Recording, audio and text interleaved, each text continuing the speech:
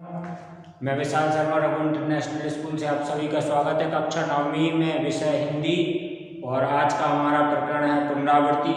छात्रों, आज हमारा उद्देश्य है कि आपकी जो परीक्षा आने वाली है हम उनके विषय में कुछ बातें करेंगे आपसे।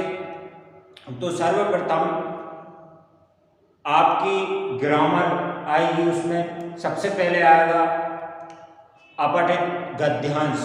तो छात्रों, अपठित गद्यांश से तात्पर्य है अपठित, मतलब जो पहले पढ़ा हुआ नहीं है। तो आपको क्या करना है, गद्यांश को पढ़ना है।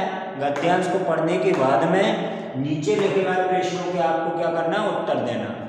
नीचे लिखे गए प्रश्नों के उत्तर देना है।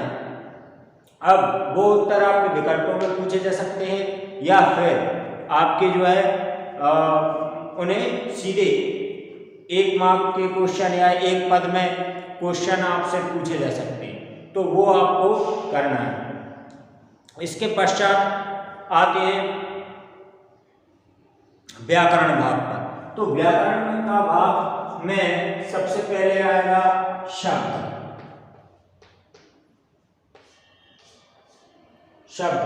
तो छात्रों, हम आज 2 बातें करेंगे। कौन सी? तत्सम शब्द और तद्भव शब्द। शब्दों में है तत्सम और तत्सम शब्द और तद्भव शब्द।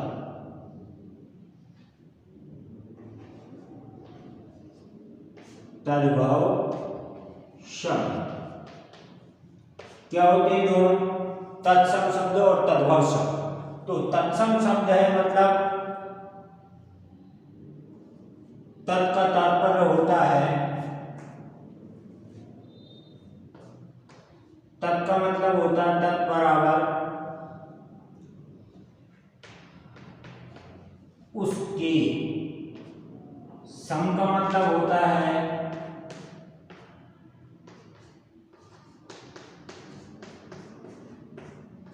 समान। तत् मतलब उसके, सम मतलब समान, उसके समान। तद्भव, तद्भव मतलब तत्, तत् बराबर उसके, उससे, भव। भव का मतलब होता है निर्मित।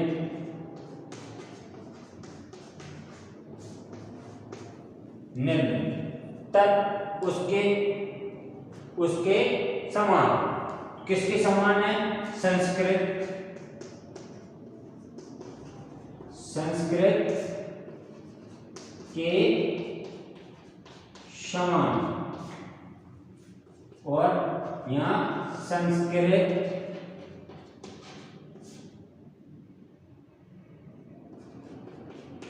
से बनी।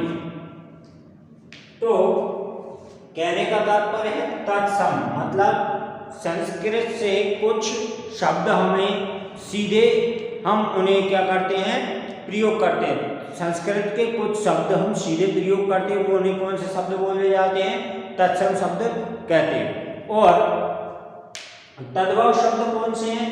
जो संस्कृत से निर्मित होकर उन्हें हम बोलचाल की भाषा में सरल बनाने के लिए, है ना, उसे हम हिंदी में किन्हीं दूसरे रूप में प्रयोग करते हैं, लेकिन वे शब्द किसके होते हैं? संस्कृत से ही बने हुए शब्द होते हैं, उन्हें तद्भव शब्द कहते हैं। तो तत्सम और तद्भव, तद्भव, यहां पर तत्सम, यहां पर तद्भव। तत्सम पिपासा।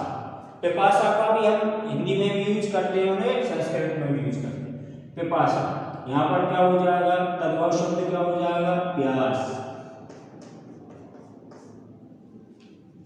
ठीक है, ये हो गया। यहाँ पर जलम, यहाँ पर जल, अग्नि, आग, इस तरह के होते हैं तत्सम और तद्भव।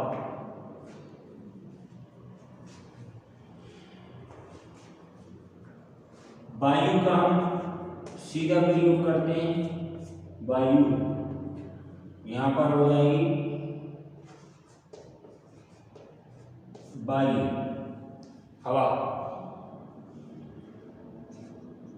पृथ्वी, दोनों में पृथ्वी से हम चलती है, यहां पर हो जाएगी पृथ्वी, यहां पे पृथ्वी, इधर भी।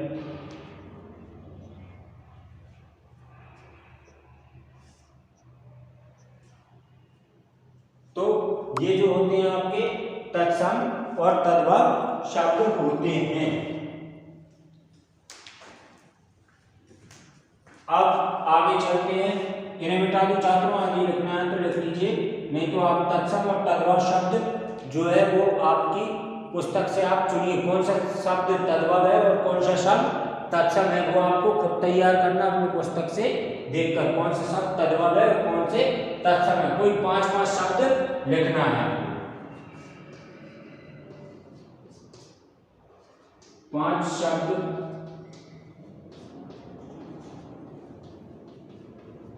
तत्सम, 5 शब्द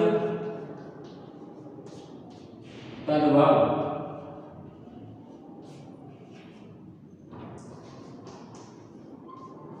पाठ्य पुस्तक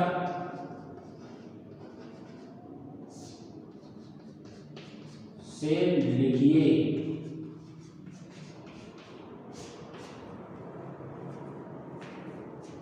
ठीक है सर, तो मिटा लेते हैं।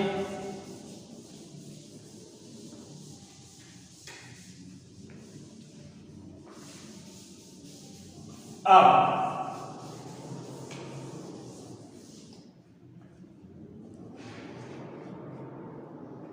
नेक्स्ट आते हैं, अब बात करते हैं शब्दों की। तो कौन कौन शब्द होते हैं हमने देखा, पर्यायवाची शब्द, पर्यायवाची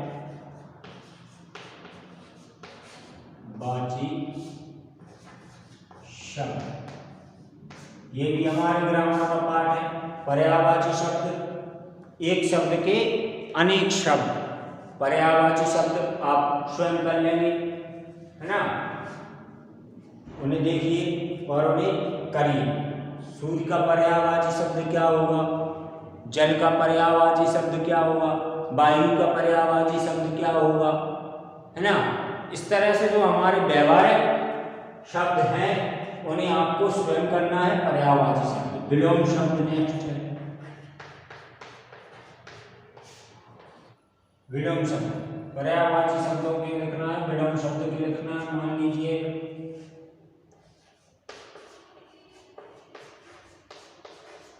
विख्यात ना, इसका उल्टा शब्द क्या होगा, नियमित,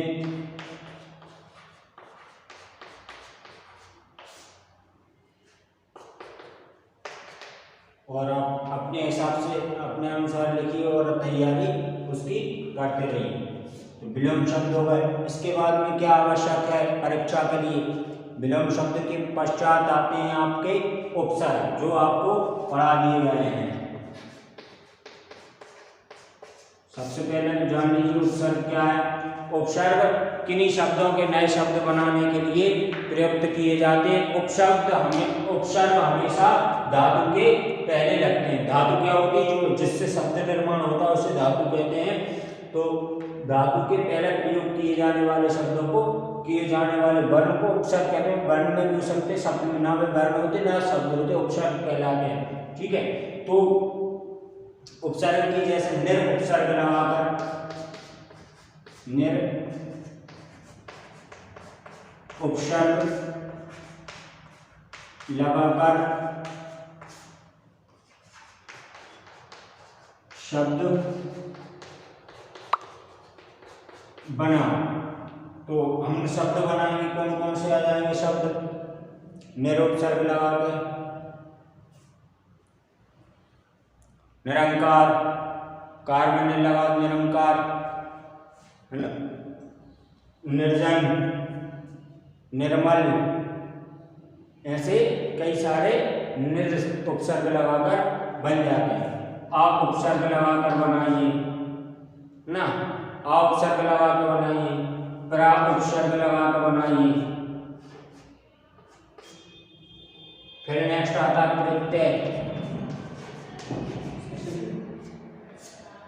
शब्दों के अंत में प्रयोग किए जाने वाले शब्द को, जैसे नए शब्दों का निर्माण करते हैं उन्हें प्रत्यय कहते हैं।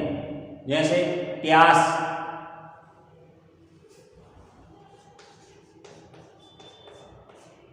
प्यास, धन आ बराबर क्या हो जाएगी? प्यासा।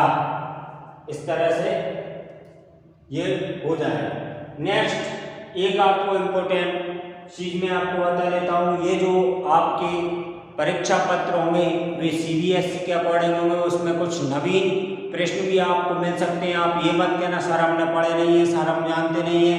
क्यों? क्योंकि छात्रों ये आपके बौद्धिक उपलब्धि का ये आपको परिचय देना है। आपकी बौद्धिक क्षमता कितनी है इसका आंकलन करने के लिए परीक्षा पत्र CBSE द्वारा निर्मित किए गए हैं। उनमें आपसे कुछ भी पूछ सकते हैं, आपके व्यवहारिक जीवन से जुड़ी हुई चीजें। आपको स्लोगन लिखने का बोल सकते हैं, है ना, और आपको अनुच्छेद लिखने को बोल सकते हैं। अब जैसे आपको अनुच्छेद लिखना है तो वह 20 से और 30 शब्दों में आपको अनुच्छेद लिखना है। 2 पंक्तियों के आपने जैसे चौपाई लिखी, 2 पंक्तियों की चौपाई हो गई, है ना, उसमें 20 से 30 शब्द आराम से आ सकते हैं। ठीक है, वो हो गया। कोरोना वायरस पे आपने यदि कोई भी स्लोगन लिखा या कोई भी स्लोगन लिखा है आपको या नारा लिखना हो तो वो भी आपको 2 लाइनों में लिखना, 20 से 30 शब्दों में। ये हो गया। इसके पश्चात नारा,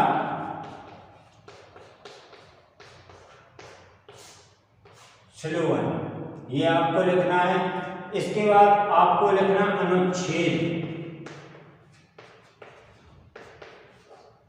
अनुच्छेद, इसमें किसी भी विषय पर आपसे अनुच्छेद पूछे जा सकते हैं। अनुच्छेद में आपको मतलब थोड़ा ही भाग लिखना है, जैसे 40 से 50 शब्दों का या 80 से 100 शब्दों का। नंबर के अकॉर्डिंग हो, जिस तरह से नंबर हो उस तरह से आपको विस्तृत करना। ठीक है छात्रों, अब आगे की बात बाद में करेंगे। मिलते हैं अगले वीडियो में। धन्यवाद।